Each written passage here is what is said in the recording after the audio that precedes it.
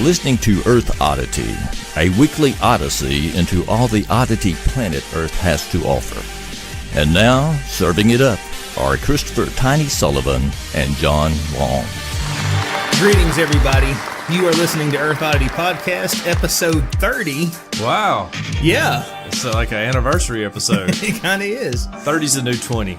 I am going to now introduce my co-host, Mr. John Long. How you doing today? Doing great. Just want to thank everybody for listening to the number one podcast that our wives don't listen to. Yeah. Glad you've decided to join us today for another odyssey of oddity around the world, or whatever our saying is. So, you know, I read that there are very few podcasts that make it to episode 30. Oh, wow. So I just want everyone out there listening to this. Yeah. You know, we're here for the long haul. That's right. Yes. You know, and maybe you wanted to click that subscribe button, but you thought maybe we were just playing games, that we were toying with your emotions. But no, we're here, and we are here for the long haul. Right. What we have is special. We're not like those other podcasts who come in with their, fancy soundboards and their awesome audio quality, and they sweep you off your feet, and then 10 episodes later, they're done. Right. They've quit it. And they're on to the next thing. We love you. Right. And if you've been waiting to tell your friends, you want to tell your friends, but you don't know if this will last. Right. Well, I don't know if you've heard about the new, it's like catching like wildfire on social media. It's a new challenge, and it's called the Podcast Challenge. And that is where you get as many people's phones as you can and subscribe them to Earth Oddity. Yeah. And you don't even have to do it with their consent. Just subscribe them to Earth Oddity, and we'll see what happens after that. It's catching. It's everyone's doing it. All the cool kids are doing it. So yes. Yeah. You got to check that out. Man. You don't even have to get out of your car and dance or eat a Tide Pod. So just subscribe people, to Earth Oddity, You got any good stories this week? Yeah, I do. I got there was 3 people who stole a shark. Like Shark Week took on a whole new life this week. You get to watch Shark Week, and then you decide you want to get a pet one. So yeah. Somebody needs to call Ace Ventura. We need him on the case. That's right. Exactly. Yeah. What about you? How's your stories looking? I have a WWE star, Mr. Glenn Jacobs, but better known as Cade. Kane. It's gotta be Cade. Yes, right. He's been elected mayor of a county in Tennessee. Okay. But right now we're going to talk about this. 18 armies just took part in a crazy tank race in Russia, and South Africa came in dead last. I don't know why they had to pick on South Africa. Yeah, just in to the show. story. Just say, hey, a bunch of tanks are having a biathlon. Yeah. But anyway, I think this is super cool. I don't know why this isn't being televised. Well, maybe the reason it's not being televised is because it's in all Russia. these different, armies are sizing each other up. Yeah, maybe that's so. why. Maybe that's what this is really about. Yeah. But it's still a cool story. South Africa came dead last in a spectacular tank biathlon event in Russia on the weekend, the opening event in the 2018 International Army Games, billed as the Olympics of the military world. South Africa's tank team was clocked at 57 minutes to finish the course versus less than 26 minutes for SA's group winner, Azerbaijan, to finish. Oh. On average, the countries that finished the event did so in 31 minutes and 17 seconds. Only Zimbabwe came close to being as slow as South Africa at a finishing time of 54 minutes and 27 seconds. Wow. These were the official rankings, with South Africa identified by its Cyrillic acronym, and then it's got the all the places right there. It says the racetrack features crazy high-speed sections, slalom type poles where you're weaving in and out of these poles, and anti-tank trench and other obstacles. And at various points along the track, the tanks fire at targets that simulate infantry, another tank, and a helicopter.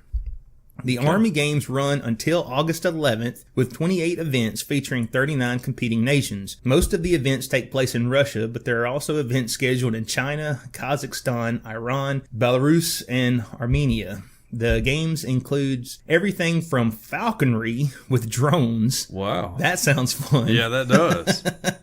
To a field kitchen cook-off. Not as cool as falconry with drones. But few of the events are as spectacular as the tank race.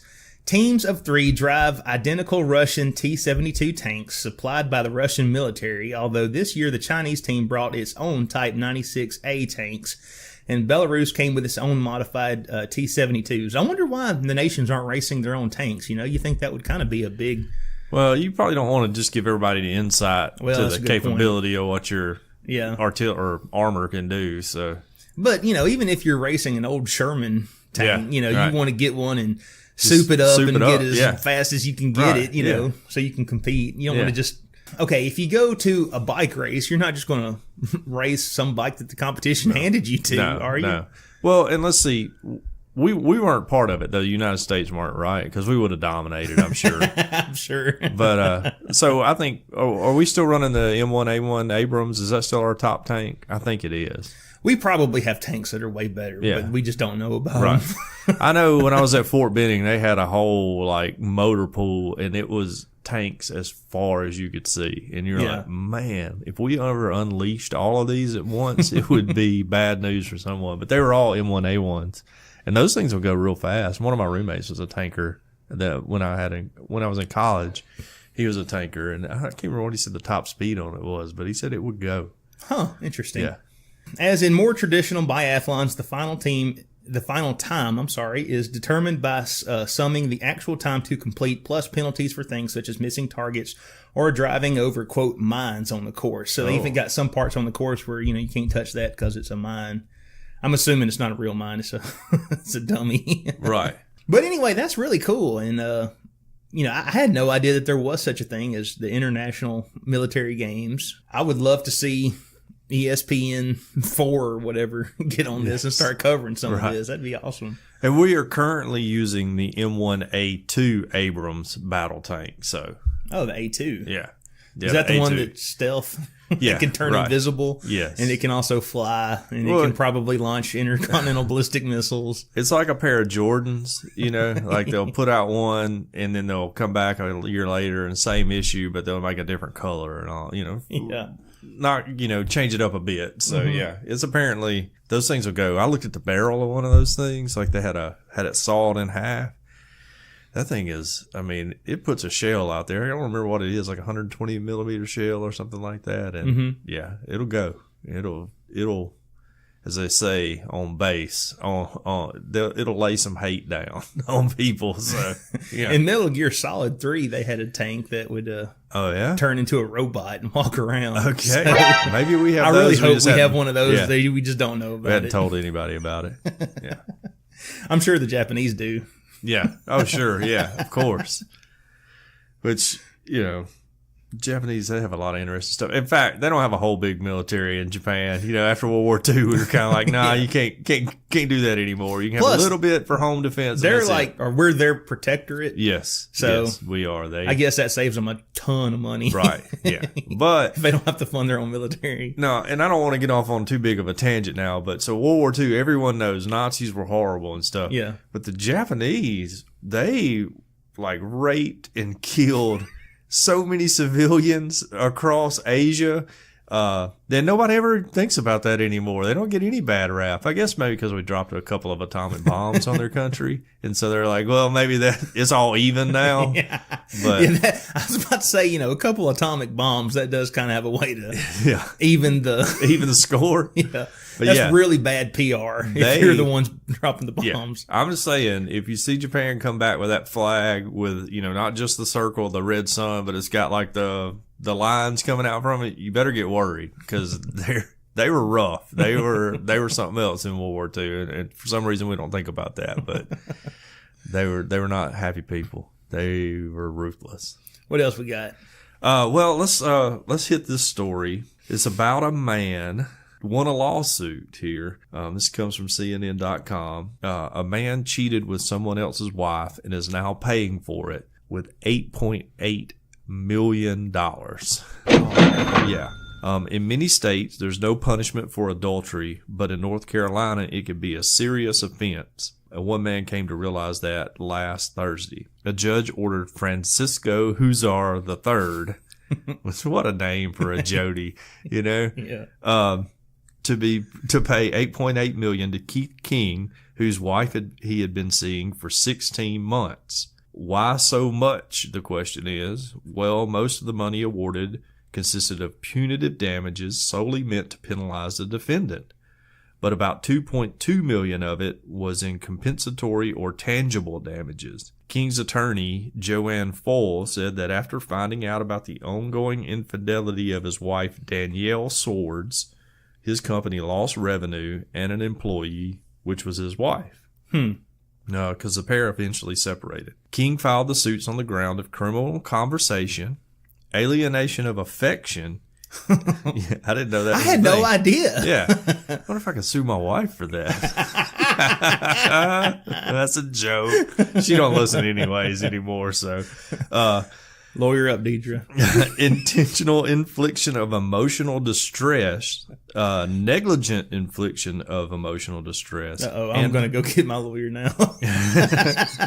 And assault and battery. So, which the picture of Danielle and Keith here, their wedding photo, his head is abnormally shaped.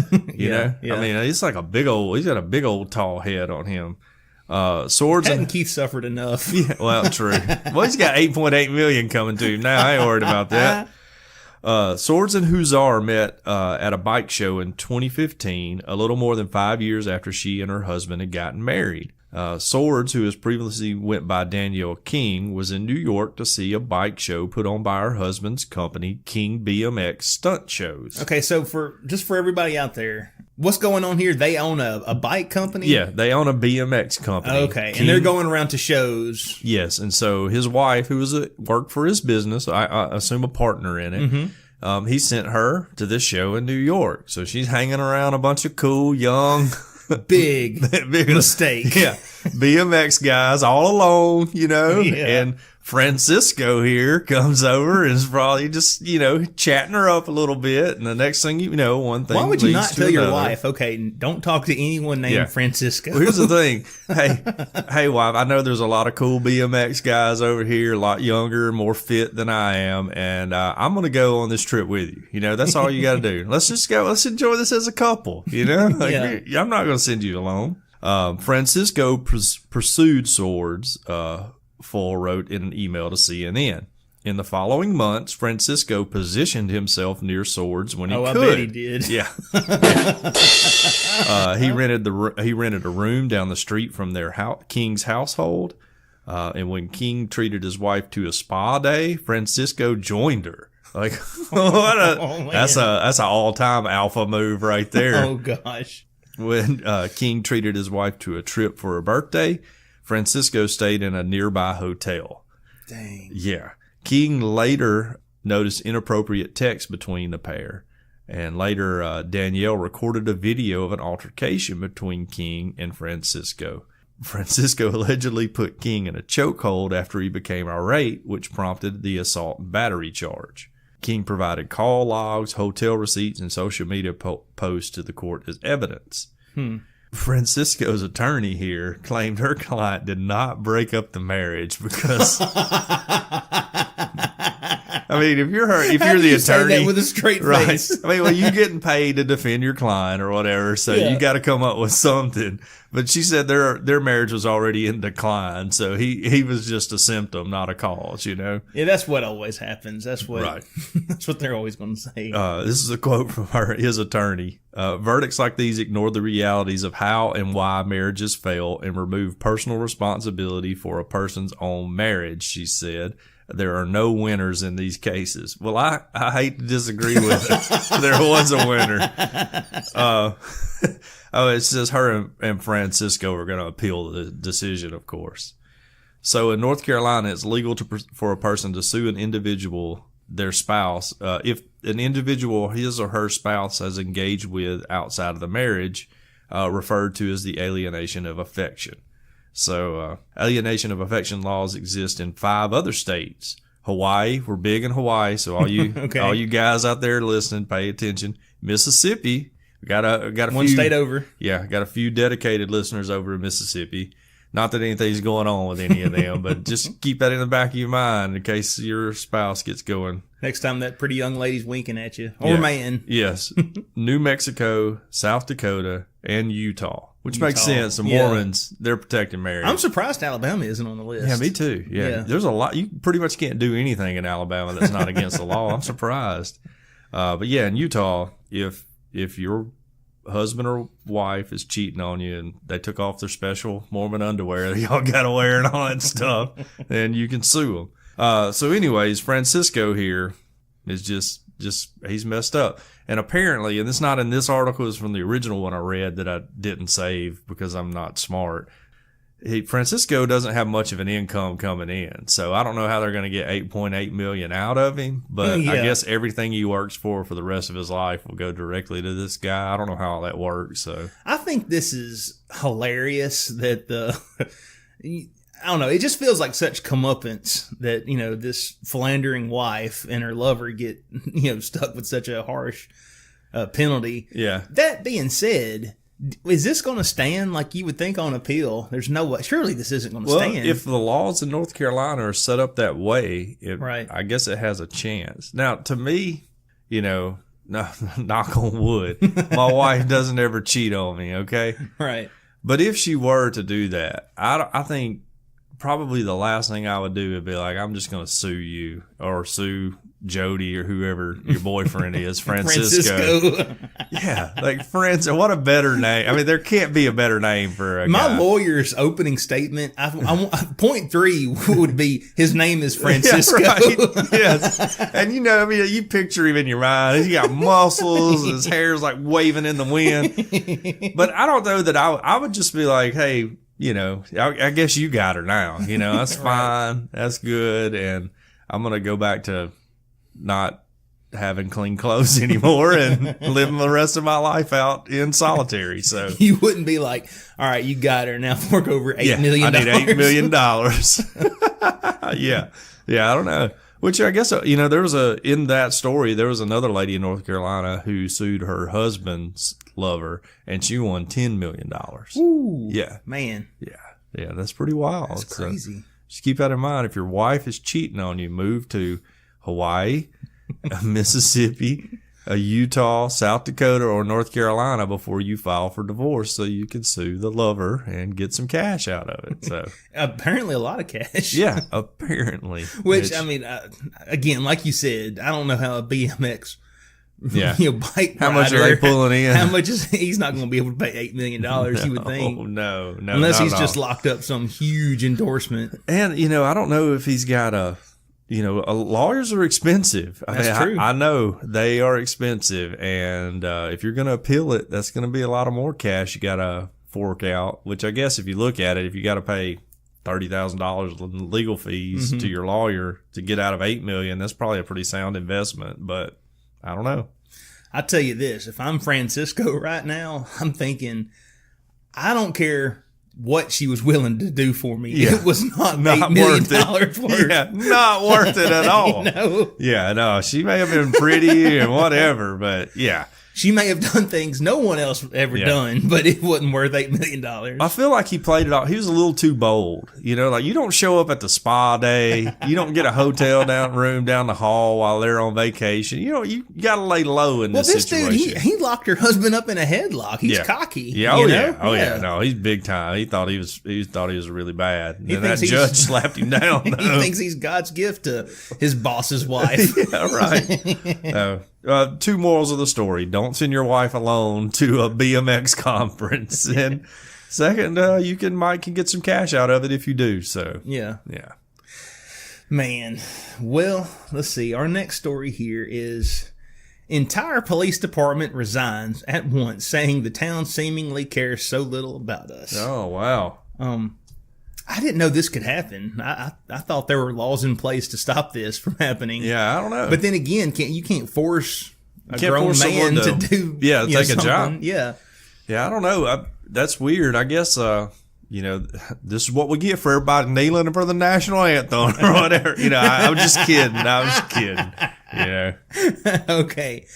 All 4 members of a police department in Blandford, Massachusetts. So It's not a large town. If there's only 4 police officers. Yeah, that's a pretty small town. But that said, we got more than that in Fayette. Yeah, right? Yeah, probably a lot more meth in Fayette, Alabama than they Massachusetts. didn't step down. But I remember one time when they cleaned house and I got a whole story about that I can tell you, but I don't want to say it on the air. Okay, I'll just say I remember I was a teenager at the time. Yeah, I had been driving for 2 years.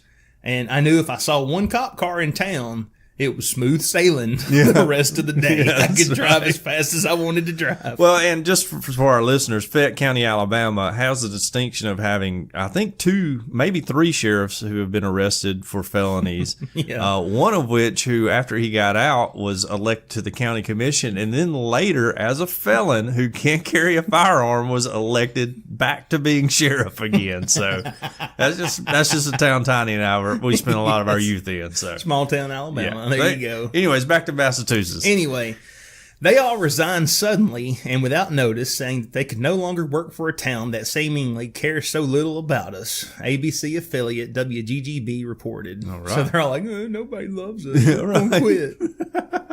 The 4 officers, including interim police chief Roberta Sarnacki, notified the community's select board by email Monday night. They quit in an email. Yeah, right. That's cold-blooded.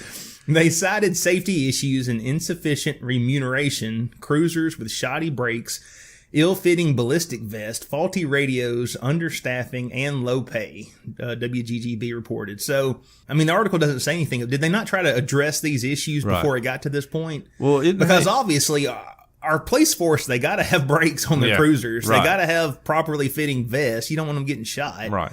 So if this is true, they bring up some valid points, I think. But isn't how you raise revenue for a police department is just start writing everybody speeding tickets? I just thought that's how it went. Seems to work that way in Northport, Alabama. I don't know. Yeah. Anyway, quote, "We refuse to put our lives on the line anymore for a town that seemingly cares so little about us," the officer said in a media statement. The officers were also upset over the idea of merging them with a department in the neighboring town of Chester to reduce cost. Kara Latendre, the Blandford Select Board chair, told WGGB the en masse exit caught the board unaware. "Honestly, it was a surprise for us that the police chose to walk out," she told the station. If they're trying to address these issues, either they all just got mad and up and quit, or they've been trying to address this before, in which it shouldn't have caught you unaware. Right. Well, the saying is people don't leave jobs, they leave managers. So like whoever, like county committee or city council or whatever, were probably not worth anything. And so they were just like, I'm tired of this. Mm-hmm. Nobody listens to, we've been telling them for a year that we need new brakes on the squad car. Yeah. Because they can't have more than probably 2 or 3 squad cars, which really, how can you not get the brakes fixed on them? That's like probably total $1,000 for get all 4 of them fixed. I know, that's like that's a day of sales tax down at your convenience store. That's like something somebody in tire manufacturing has to do, not the police. Right. Yes, exactly. Yeah, you're like, well, I don't get it. So yeah, they're leaving for more than just that. They've been telling somebody about these problems and nothing's getting done about it. It says the Massachusetts State Police released a statement saying that it will continue to provide police protection to Blandford. For decades, the Massachusetts State Police have maintained a strong presence in the town of Blandford, providing police services on a daily basis and responding to emergency and routine calls for service to supplement the local department's capabilities. State Police also exclusively provide police services in the town of the overnight shift. The statement read, "We have notified town officials that we maintain our commitment to the town and will assume any additional duties required in the wake of the resignations of local officers. The residents of Blandford may be assured that the state police will continue to protect their community." So, State Police, they released a statement saying, "Hey, we're going to pick up the slack." But it sounded like they're saying, "Hey, we've been doing it all along anyways, y'all." So, and maybe that's part of the problem too. State Police are in there like big dog in the regular police department, and they just got tired of all of it and left. Maybe. Which, if you got the state police that are patrolling your town on a regular basis and providing all these services, why would you put any money into your police department? Yeah. Maybe, I mean, so now I may side with the city council on this one. I don't know. But anyways, they're hiring up in Blandford. If you're a police officer and you're looking for some work, you can probably roll in as chief immediately and maybe get a pay raise. So, and if you're a criminal, yeah, get your criminal license done now. better get it in now. It's like the purge up there. Yes. Which, that'll kind of lead us into our next story of the people who stole the shark. Yes.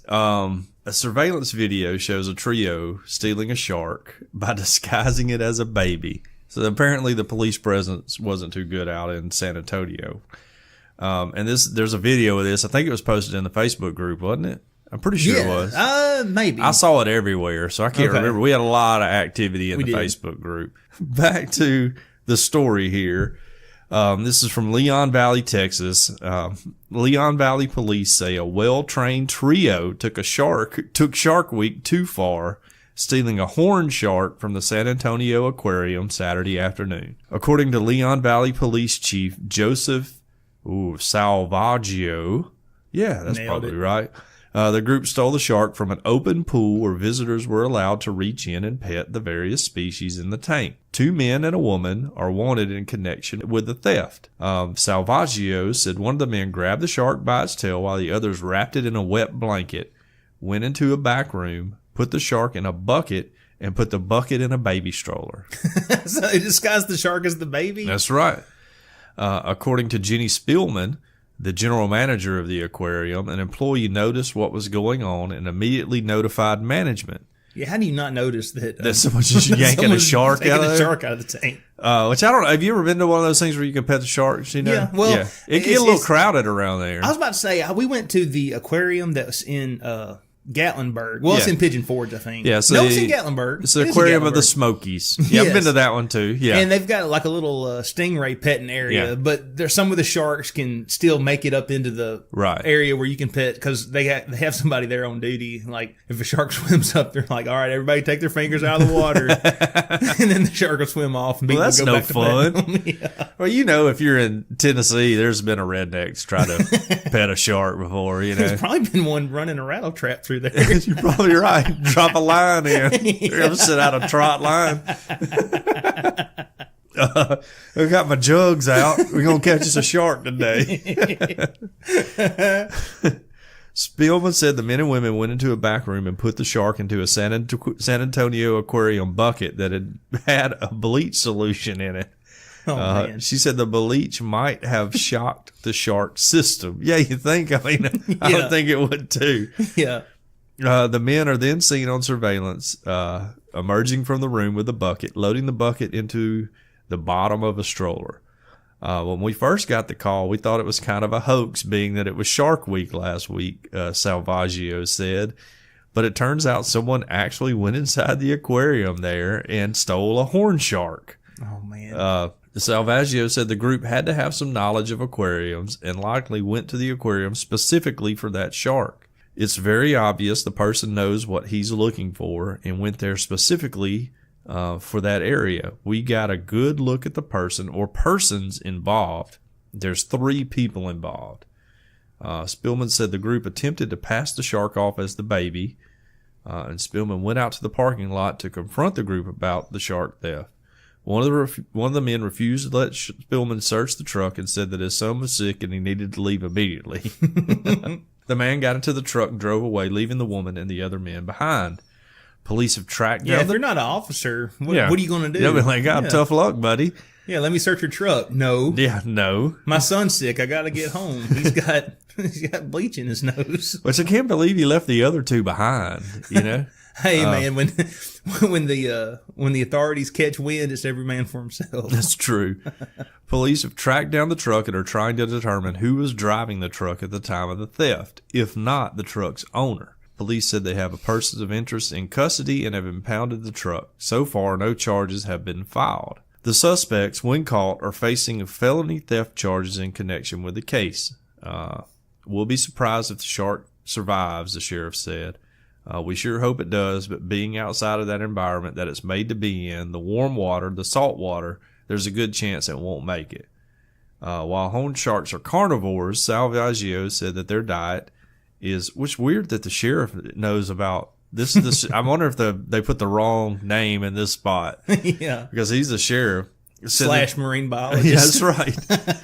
Said that their diet is mostly composed of crustaceans, making it an ideal species of shark to put in an open aquarium.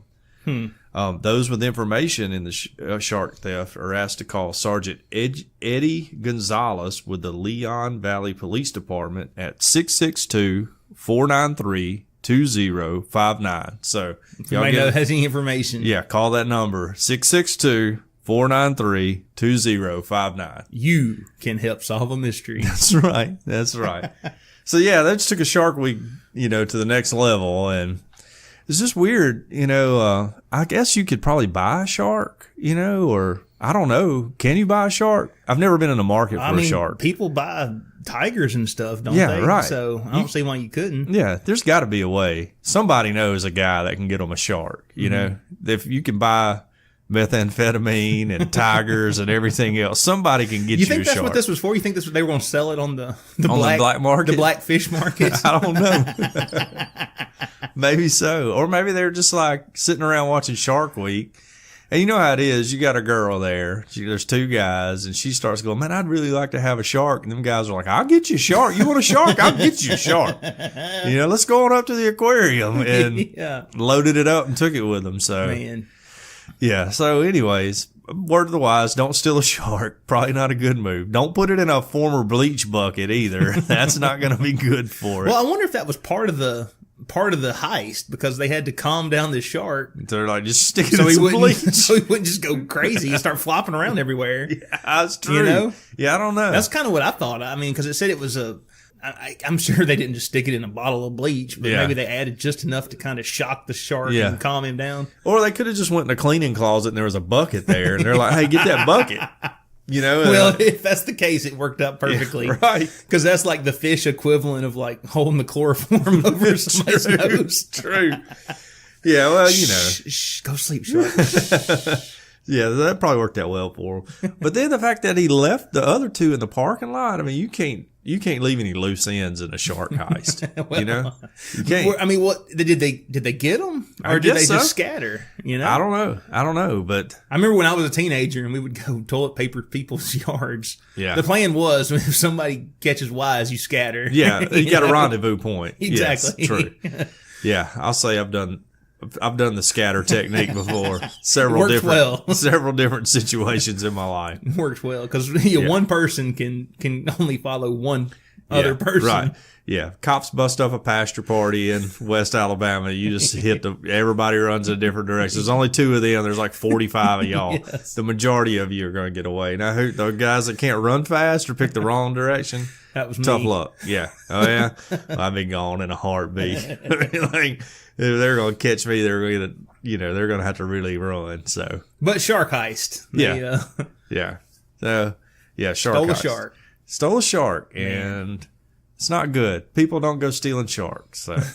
Or anything. But if you do, call the show and let us know about it. We won't rat you out at all.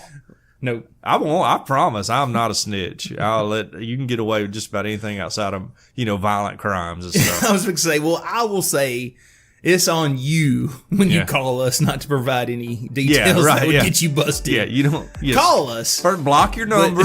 Be smart about it. Yeah. Be smart about it. Yeah. Because I'm not going to rat you out. But if the police are like, well, this guy just gave his name and address on this voicemail, we're going to his house. There's nothing I can do about that. If the cop comes to me and they want to check my voicemail, I'm gonna hand it over. That's just how it is. I'd fight them a little bit about it, Like, this is America, You can't be looking at that stuff. That's just me.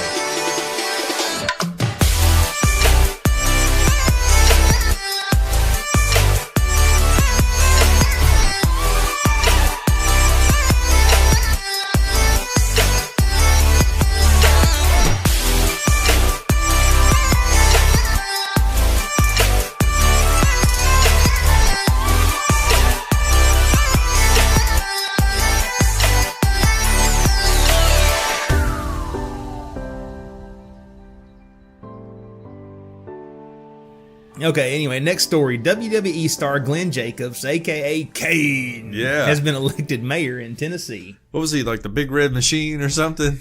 That was the Cincinnati Reds of like the 60s and 70s. He was like the abomination. He was like the half brother of the Undertaker. I think. Yes. Yeah. Which the Undertaker, he's a biker now, isn't he? I don't know what he is. I haven't watched He's not a BMX biker. I haven't watched wrestling since I was a kid. But when I was a kid, he was like, he used to. Well, he was an Undertaker. He had his little manager had the urn, and he was digging graves for the people he was going to beat in the ring. That's right. Now I think he's a biker. Anyway, a WWE star who made his name playing a monstrous abomination in the ring has been elected mayor in Tennessee. Glenn Jacobs, who wrestling fans will know better as Kane, won 2/3 of the vote in Knox County, beating 2/3. 2/3. That's pretty impressive. This is Tennessee. Yeah, that's true. Did you think anyone was going to have a chance against a WWE star? True. Yeah, that's like a NASCAR guy running for office in Alabama. Yes. Yeah. Or Nick Saban. Nick Saban could, if he wanted to be governor of Alabama, he could be governor next election. We would elect like that. Yeah, we would elect Nick to governor. We would appoint him pope. We would let him do anything. The only reason he couldn't be president is because Alabama doesn't have enough electoral votes to get him president. Right. But really, if you're in living Alabama, unless you're an Auburn fan, you'll let Nick do anything. He can circumcise your baby. You know, I mean, you're just like, yeah, sure, Coach Saban, go ahead. Anyway. The woman he was running against was Democrat Linda Haney. The 51-year-old Republican ran on issues like keeping taxes low, improved infrastructure, and transparency. He is the second WWE star to win public office in the U.S. following the Jesse Ventura's footsteps. Take that back. Third. He's about to say he's not, yeah. Donald Trump is in the WWE Hall of Fame. He's a Hall of Famer, okay? So, just to let you know. Don't try to slide our president, Donald Trump. This is fake news. That's right. It is fake news. Nice try, BBC. Yes. Anyway. Don't give his president his due. Mr. Ventura was elected mayor of Brooklyn Park, Minnesota in 1990, going on to be elected state governor in 1998. Mr. Jacobs rose to fame. So we're back to Kane here. Yeah. He rose to fame in the mid-90s with his breakthrough character, Kane, the masked half-brother of The Undertaker. But despite Kane being described as a monstrous abomination that seems to have been extracted directly from your childhood nightmares, Mr. Jacobs believes his former career will be a help and not a hindrance. Okay. Do you think? Yeah. This is Tennessee. Yes. The thing someone like me brings to a race like this is because of who I am. I can put Knox County in a positive light nationally, he told local news station WBIR. There are so many great things our country has to offer, and frankly, the rest of the country needs to know about it. His colleagues at the WWE were quick to tweet congratulations. It is unclear if the wrestler now plans to hang up his mask for good in order to allow him to focus on his political career. He last appeared as Kane just a few weeks ago in June. Mr. Jacobs, who also owns an insurance business in Knoxville, will be sworn in as mayor on September 1st. In the meantime, Knox County reporters are no doubt scrambling for ideas on how best to interview the 6'8" mayor. Luckily, at least one of them had a crate on hand Thursday. And there's a wonderful picture here where he's being interviewed by somebody and he's standing on a milk crate. And that's the end of the story. How about that? Well, does it really surprise anybody that no, Knox not at all. County, Tennessee elected Kane as mayor? Which, hopefully does a good job. It's I was listening to someone else. And he's got experience as a businessman because he owns an insurance business. So. I was listening to like some radio news, and apparently Knox County, which has Knoxville in it, there's a mayor of Knoxville, but there's a county position called mayor too. So he's not the mayor of the city Knoxville, which is a fairly big city. He better look out though. Yeah, he's coming for him. You talk about a battle for the ages. He's going to come off that top rope, That's right. knock you out of that chair fast. He's coming for the belt. You better get ready, whoever you are. Yeah. So he's not mayor of Knoxville, but which shout out to my buddy Paul who lives up there, has a radio show, Jazz Me Blue on WVDX up there. Y'all can check that out. It's a great show. But yeah, so he's over the county, I guess. He's like I'm the head of the whole thing. So, good for him. And I got another political story here I'm about to do next. And I just want to say this has some sensitive information in it. I'm being totally serious. If you have children, if you are the type of person who doesn't like sensitive stuff, then you may want to take a moment and tune away before I get into this. So it's special. I'll say that. It's definitely different. And it just goes to show you the level of which politics will get to. So, I'm going to give you just a few more seconds and let you, I'll clip in that super cool countdown. Okay. All right. Yeah. Well, I'll let you clip in the countdown beginning right now. Okay. 10, 9, 8, 7, 6, 5, 4, 1, 0.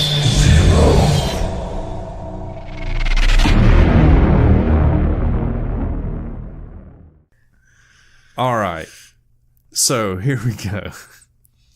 A Virginia Democratic House candidate tweets that GOP opponent is a devotee of Bigfoot erotica. I'm a believer in Bigfoot. That's well documented on this show. Yes. I was unaware that Bigfoot erotica was a thing. Was a genre.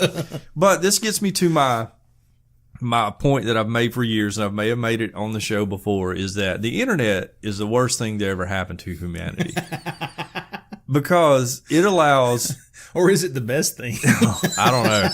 If you're into Bigfoot erotica, maybe it is. Because it allows people who are into weird stuff to get together. Right. So used to, pre-internet, if you were into Bigfoot erotica, you were probably the only person who knew you were into Bigfoot erotica. And that was just your thing. That was just your thing. Secret. Yeah, you didn't tell anybody about it. You didn't talk about it or anything.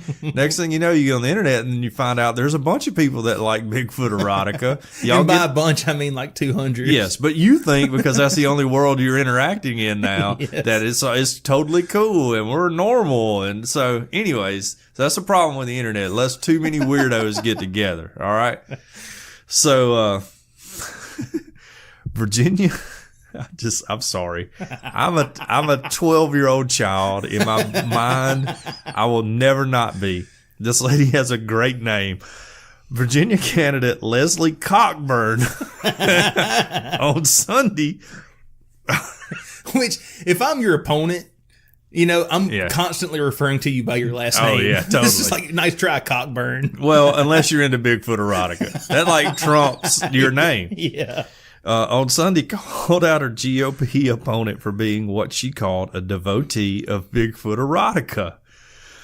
Cockburn tweeted 2 screenshots of illustrations posted by Denver Riggleman's private Instagram page, both of which depict a nude Sasquatch with its genitals censored.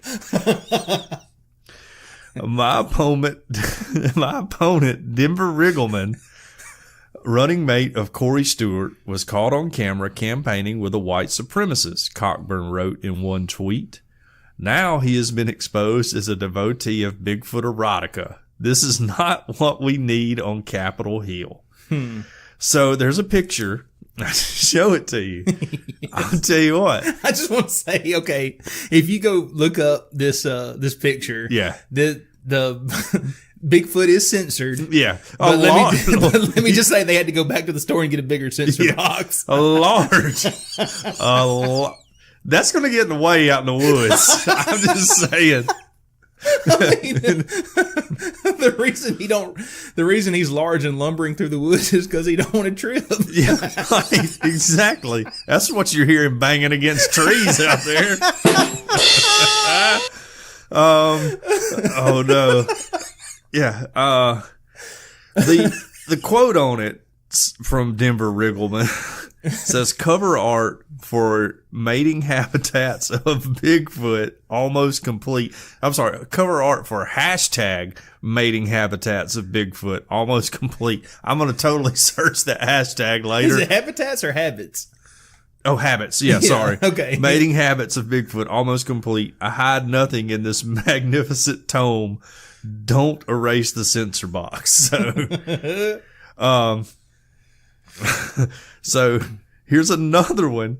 My buddies thought this pic was fitting for my birthday next week and to celebrate my new book release in about a month or two, Mating Habitats of Bigfoot and why women want him. Habits. Golly. I'm sorry. I'm just all flustered. But they photoshopped his head on this one. Oh, dang. And once again, Bigfoot's quite impressive unit there. So, Makes Riggleman. me kind of jealous. Yeah. Riggleman is a former aircraft officer and craft distillery owner, which brings up a whole nother tangent of mine that people who drink craft beer are weird anyways, you know. He was selected last month as a GOP nominee to replace the Representative Tom Garrett in Virginia's 5th Congressional District.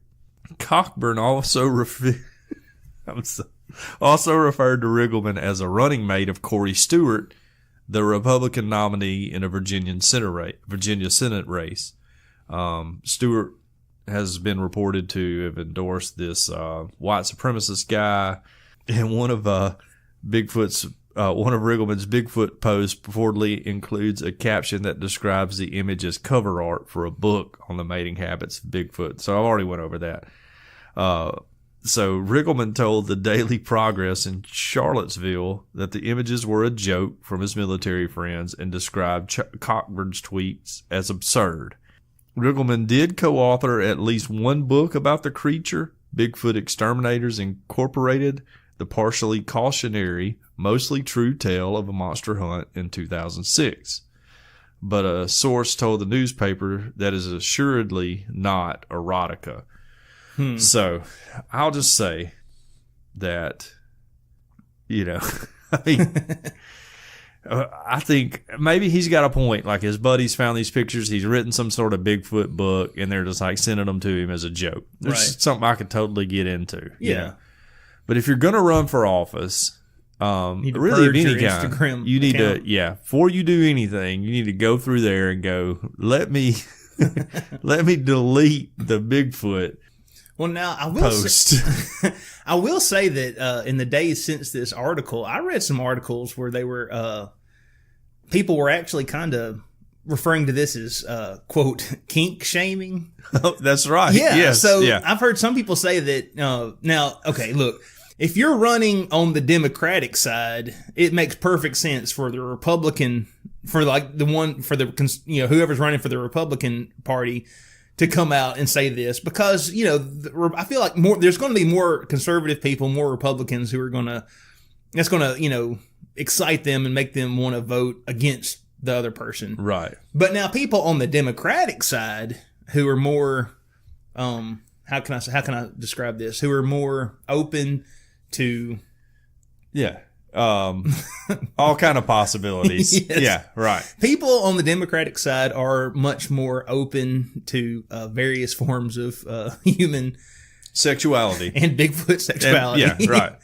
And so I've heard a lot of people saying, hey, Cockburn here should have just focused on, hey, this guy's run with a white supremacist before, which is legitimately concerning. True. But when you go out and you start making fun of this guy for having a kink that he may or may not have, it may right. it really does sound to me like it's just a big Could joke. have been his military buddies making a joke with him. But, this is actually going to make him appear more sympathetic. Yeah. And right. it's going to make your own base less excited to go out to turn up at the polls and push your button in a voting booth, What do you think, like, when this came up to his wife, like, like when she sees this and she's like, honey, are you like into Bigfoot stuff? He's like, I think she knows about it. Maybe so. Or he's just like, no, honey, it's not what it looks like. It's an anthropological study. Like, I'm not into that. Scientific This is study science. of Bigfoot mating habits. But I say Bigfoot. I mean, hey, hats off to you, Bigfoot. If these drawings are correct, hats off to you, buddy. Let me say, Bigfoot, I think we should have come up with a better name. Well, you know what they say about a man with big feet? That's all I'm saying. My goodness. Big feet, big hands, all that good stuff. Oh, our president, WWE Hall of Famer Donald Trump, he has little hands. he has little hands, but he'll tell you there's no problem. He's got some Bigfoot genes in him, according to him. Well, according to him, he's Yes. probably got tiger blood. Since we're in our adult only section That's of the right. podcast, I hope so. If you're a kid and listen to this, you need to turn it off now and pray. All right. okay, this is a little bit more mild than our last one, but don't bring your kids back just yet. This next story, people are rubbing toothpaste on their bosoms to make them bigger. All right. I can get behind this movement. It says here, before we start, let's all take a big sigh because you're going to need it. Okay. So, Yeah. all right. Hot on the heels of other methods of trying to attain health and beauty, influencers are now encouraging women to smother their bosom in toothpaste and Vaseline to reduce sagging and make their bosom grow larger. Okay. So one YouTuber called herself Natural Beauty 556 uploaded a video titled Tighten Sagging Breast in Just 5 Days Using Toothpaste, No Joke, claiming that a mixture of toothpaste, plain flour, egg whites, and grated cucumber will tighten up your breast like really, really crazy, y'all. Really, really crazy. Really, really crazy. And then another channel, Susanna Home Remedies, suggests putting toothpaste on the tips and rubbing Vaseline on the bosom to make your breast grow larger. These videos have received millions of views from people desperate to change the shape and size of their breast without surgery. Or weirdos who just want to see people rub stuff. I mean, that's what I'm telling you. The internet's a problem, y'all. It's a problem. Millions. There's a bunch of dudes in on that. All right. That's true. It's not clear how many of them have actually attempted the technique, but before any more people rush off to buy some tubes of Colgate, it's important for us to make clear that rubbing toothpaste on your breast will not make them any bigger, but it will also not reduce sagging. In fact, the only thing it's going to do is make your breast smell minty. Okay. That's still nice. I'm okay with that. That's fine. That's Which is a fine. benefit in its own right. That's right. Yeah. You might notice a feeling of tightness, however, and that's because the toothpaste is drying. You might notice a feeling of tightness, however, that's because the toothpaste is drying. So will make skin anywhere on your body feel a bit drier and tighter, and that's why people use toothpaste to treat spots, because it dries out oil and sebum. Okay. I see what they're saying. Yeah. Basically, it's not making anything grow, it's just drying your skin. Yeah, it's just drying your skin, You don't do that which to make it a anything. little tight. Yeah. Try smudging some toothpaste on your hand and you'll feel that the skin seems tighter, but that this sensation Where's the fun in that, though? is washed away once the toothpaste is removed. So once the toothpaste is gone, it's, what perceived benefit there was is gone with the water. The fact is that applying something to the top of your skin won't make any deeper changes to your body, just as lotion can't melt away fat, but it can make your legs shinier and appear slimmer. Toothpaste cannot penetrate deeply enough into the skin to reach the breast tissue that have any long-term effect. The same logic applies to Vaseline. If you rub your bosom with petroleum jelly, they might appear larger because they'll have a sheen, but you won't notice an actual increase in the size as a result. I'm going to have to do some experiments. But you know what? Hey, knock yourself out. It says it gives the illusion. So. Yeah, I mean, hey, honey, we're going to try it. Well, you don't listen anyway, so, yeah. What's the old saying? Ignorance is bliss. That's right, yeah. Christopher Inglefield, medical director at London Bridge Plastic Surgery and Aesthetic Clinic, tells metro.co.uk this bizarre advice simply preys on many women who are unhappy with the size of their breast and who might resort to bizarre, quote, medical fixes to find a solution to their problem. Exactly what a plastic surgeon would say. Yeah, that's exactly. True. Y'all come on down. So that's not working. Y'all come on down and see me. Yeah, I know. I'm on to you, buddy. Sadly, like a lot of guidance on the internet, the Vaseline and toothpaste method of breast augmentation is fake news and pure online quackery. Okay. Your breast may end up smelling minty fresh, but it's highly unlikely that there will be any growth. You're not going to get gingivitis either. You prefer your evidence anecdotal rather than expert. Take note of this. Beauty blogger Makeup Mesha tried the Vaseline and toothpaste trick for 30 days and reported no results at all. It did not work, she said. I tried it every night like an idiot. Had my boyfriend looking at me like, what is she doing? Well, yeah, don't be taking your shirt off in front of your boyfriend. Y'all need to get married, all right? The YouTube video said that it increased and maximized breast tissue. No, it didn't do that at all. Don't be like me. Don't rub toothpaste on your tips or Vaseline on your bosom because it will not grow your boobs. Thankfully, unlike many other DIY beauty treatments, this one won't cause much damage if you've already tried it. The toothpaste may be too harsh on your skin and could lead to irritation, but once you wash it off and give your skin time to recover, you should be totally fine. I wished I had read this before I squeezed a tube of toothpaste down my pants.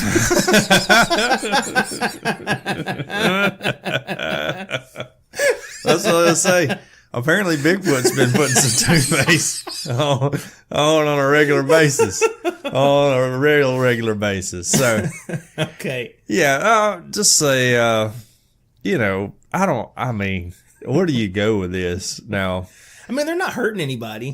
But I would just like to, whatever the lady's name was that started all of it, like where you're just sitting around and you're like, you know what? I'm gonna rub some toothpaste. I got a whole tube of Colgate right here, and I want to just see what happens. You know, Stop kink shaming, John. I'm not. I'm not. I mean, I just wonder what your thought process is, you know? Right. But maybe she got some on her hand or something one day, and she was like, oh, well, I tightened my skin up, and, my boobs. Try this somewhere else. Yeah, I'm going to try this somewhere else and see what happens. And, I don't know. But, yeah, millions of people watching it. That ain't all ladies. I'm just guarantee you. So, but good for her. I bet she monetized that video on YouTube and started making some bank off of it. I bet she so did. Maybe that was the best thing she could have ever done. Hats off. Yeah. Pay attention for my new rubbing toothpaste on different things channel coming straight to YouTube. Guys, we're going to see what works and what doesn't work. All right, everybody, bring your kids back in. Okay, Yes. all right, all is over. All that craziness is over now.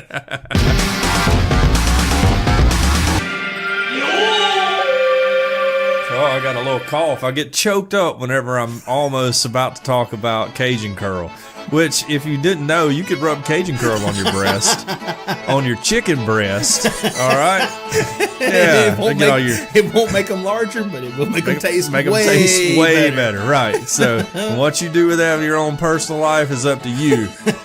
But we want to thank Cajun Curl, the world famous Bayou Blended Spice, for their support. Check them out at CajunCurl.com. You can order their spice there. And their Cajun Curl cutter for potatoes right there on CajunCurl.com. It was created on the Elm Bayou in Evangeline Parish, Louisiana. So you know it's authentic. And it's a seasoning that goes on everything. If you like cooking or eating, this is a spice for you.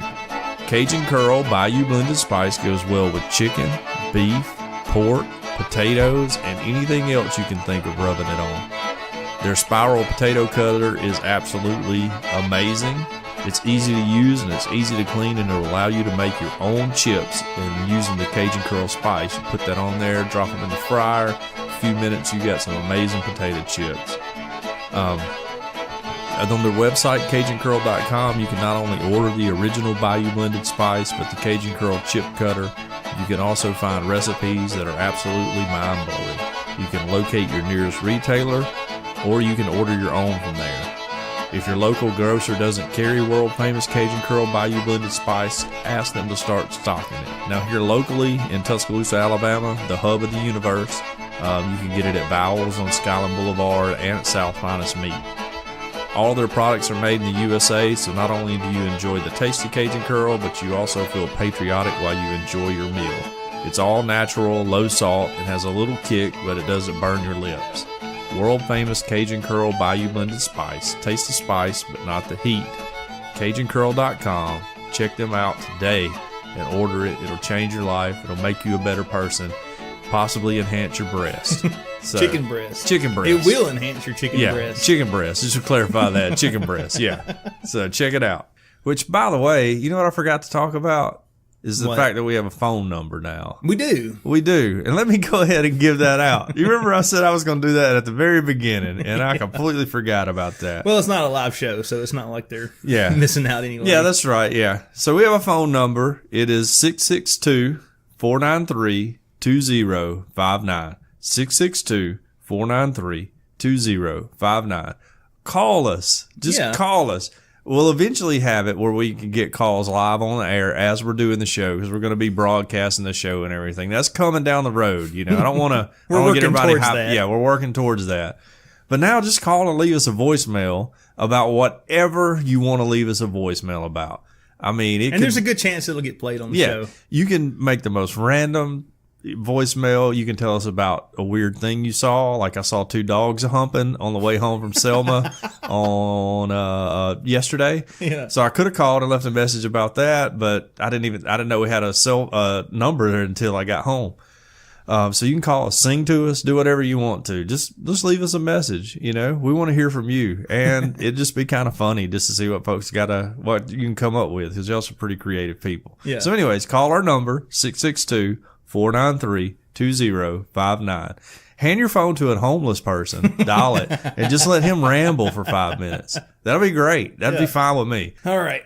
Well, for our community news, we don't have any community news. We don't have any reviews. No. Facebook or iTunes. Otherwise, just no reviews. So we have a voicemail. We do have a voicemail. It's not a good voicemail. So you can play it if you want to. I don't care. It may sound a bit, This is immediately, let me just preface it. I saw that on Facebook we had a number, and I was almost home. I was sitting at the red light down here at 69 and Highway 82. Everybody worldwide knows where that intersection is. We'll just leave it out. No, it's cool. And then I called, and I was all like, I'm going to leave a great voicemail, and then I didn't have anything prepared to say, so it was horrible. So play it. It's fine. All right. Here we go. Hey. How you know what's going on? You know what's up with the Bigfoot? And the Loch Ness Monster. It's fake. What y'all gonna talk about that? We did. Yeah, we did actually. Yeah. All right. So fake news. That's fake news. So leave us a voicemail at our number. So we can, hear whatever funny stuff you got to say. It'll be way better than that one I just left. So call 662-493-2059. Leave us a message, and, we'll play it on the air. You can put whatever you want to on there, as long as it's not vulgar or anything like that. Right. Which, don't be that way. You ain't got to be that guy, all right? Mm-hmm. Or lady, hopefully. You're not that type of person. You gotta be cussing and all that. Just tell us whatever you want to tell, and we'll put it on here, and you can be like world famous. Yeah, because we're listened to worldwide, from New Zealand to Winston County, Alabama, the free state of Winston. I guess we can talk about this story here, since it's kind of like maybe a warning to our audience. It says scammers are selling knockoff metal straws. And this stems from the California story, which we haven't mentioned on here, but apparently straws have now been banned in California. Man, are you aware of that? Yeah, it makes me sneeze whenever I think about it. There was actually a member of our audience that brought that to our attention. Right, yes. Well, 2 things. It's no longer a felony to give somebody HIV. Oh, yes, that's right. Yes, Lindsay. Yeah. I meant to talk about that on this show. Sorry, Lindsay. Oh, totally sorry. Yeah, not a felony to give somebody HIV in California anymore. So and I don't think it's a felony, but it is illegal to have plastic straws now. Yeah, if you have a plastic straw, you're going down. Yeah. Well, as a response to the plastic straw ban, there have been some young entrepreneurs come up and they develop these, and it really is pretty neat. Like, you can have anything. We don't care about the environment at all here in Alabama. Right, yeah, no. But we'll dump a box of straws out just for fun. That's it. Actually, you can take 22 shells and put them in a straw and throw them up in the air over asphalt. And now you might want to stand behind your car when you do this, but it'll come down on that 22 shell, and it being rimfire, it'll pop off. Oh, wow. Yeah, I'll try that. I have taped BBs to shotgun shells and thrown those up before, but I only got to work once. So. Anyway, but scammers are selling like knockoffs of these like really cool metal straws that people are coming out with. Says that the Kickstarter campaign, Final Straw, the world's first collapsible, reusable straw, it went viral in April in the midst of national backlash against plastic straws. And so it's really cool. It's collapsible, and it goes in this little case. You stick it in your pocket. It's kind of neat. Right. The whole purpose of this was to reduce waste. Emma Cohen, the co-founder of Final Straw, told BuzzFeed News about the stainless steel gadget. But this wave of bootleg straws has inadvertently created a bigger waste problem. So now there's all these knockoffs that don't work good, and I guess people are throwing them away. So instead of a bunch of plastic, now we have, even more. We have a bigger problem now with these knockoffs. Hashtag fake straws. Yes. Says the counterfeit straws are hitting the market, and more and more cities and companies are limiting or banning plastic straws. In the past 2 months, Seattle's ban has taken effect, and San Francisco moved to adopt its own. Then there are corporate announcements, including from Starbucks, Marriott International, American Airlines, and the Walt Disney Corporation. The anti-straw movement has been around for more than a decade. I had no idea. Not me either. Of course, I'm living in backwoods Alabama, right. So I guess that's why. But it was galvanized in 2015 thanks to a video of a plastic straw being pulled out of a sea turtle's bloody nose. Oh. So nobody wants to see that on the internet. Well, I mean, don't be throwing them in the water. That's true. You should be throwing them on the side of the road like everybody else in the world. Yeah, so that I'm kidding. So squirrels can get them in their bloody nose. I'm anti-littering. I hate littering. I'm a Boy Scout, Eagle Scout. I hate people who litter. Leave no trace. Yeah, right. Yes, and I will pick up litter when I'm walking around. I don't like littering. I'm just kidding. Don't throw your stuff out your car window. But Cohen's co-founder, freelance cinematographer Miles Pepper, that's a great name. Miles Pepper, yeah. It was shaken. He was shaken by the graphic video, and he wanted to quit plastic straws, but he didn't want to give up his iced coffee habit. He looked around for a small, light metal alternative, and none seemed to exist, so he designed one. Final Straw's month-long Kickstarter campaign launched in April and surpassed its fundraising goal of $12,500 on the first day. By the campaign's end, Cohen and Pepper received orders for about 86,000 straws at $20 a piece. That sounds kind of expensive. Yeah, but if you're reusing it, then that's true. It's not that much over the life of the straw. Which I don't think I ever pay for straws anyway. I just wipe them for free. I still got a whole box that when I shut down the restaurant, we'll reuse it. So a whole case of them. So oh man, I might have to start a straw business. Come see me.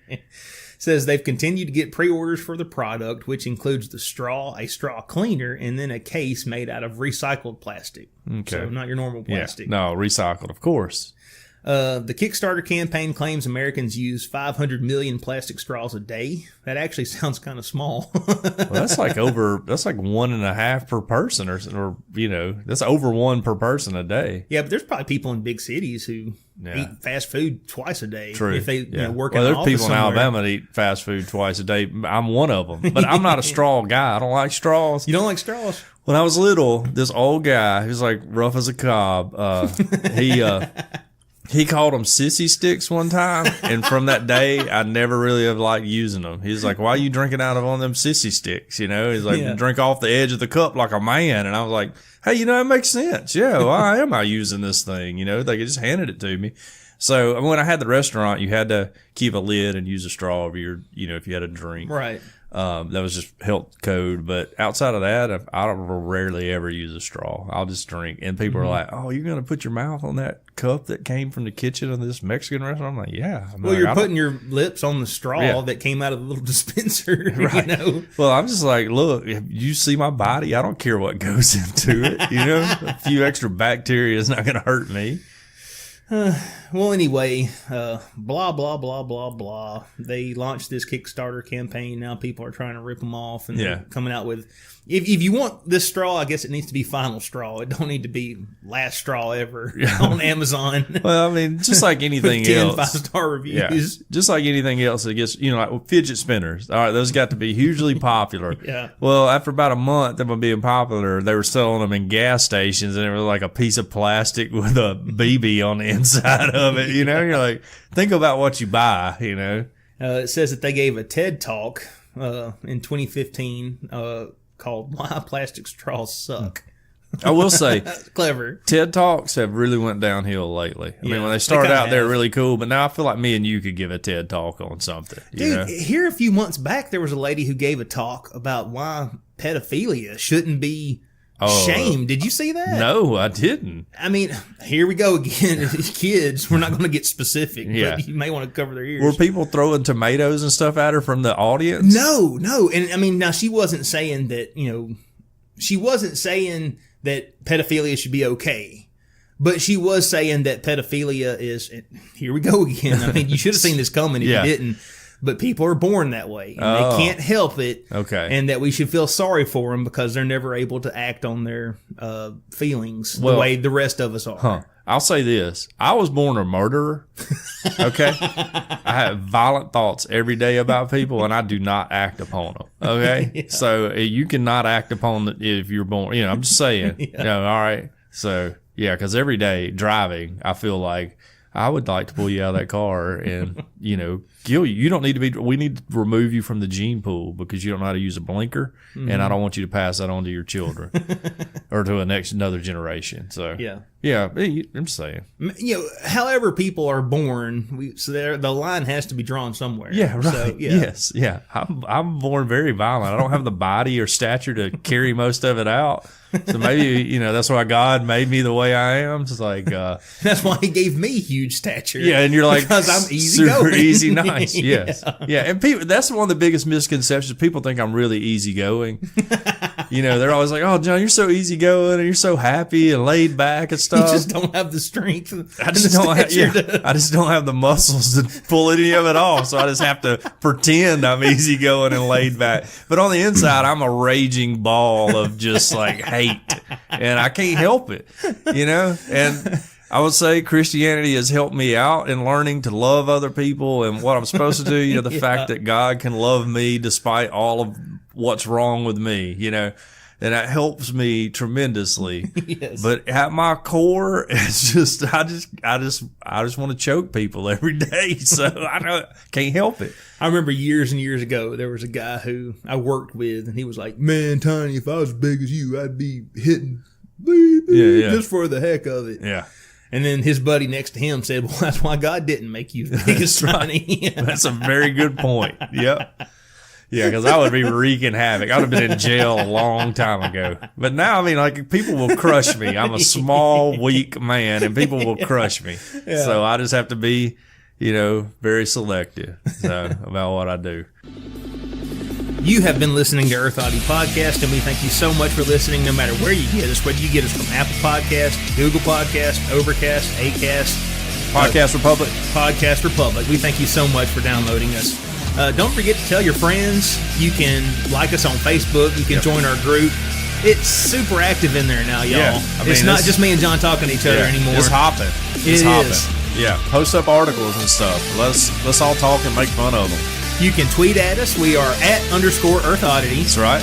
You can follow us on Instagram, the exact same handle. That's right. You can email the show. We are earthoddity@planetmail.net. And now you can even call us. What's that number, John? 662-493-2059. That's 662-493-2059. Call now. You have absolutely no excuse not to get in touch with us. We have, That's right. Aside from sending up smoke signals, we are totally reachable, and we want to hear from you. That's right, we do. Because you're the reason we do this show. That's right. So y'all have a nice week. Love you guys. Bye.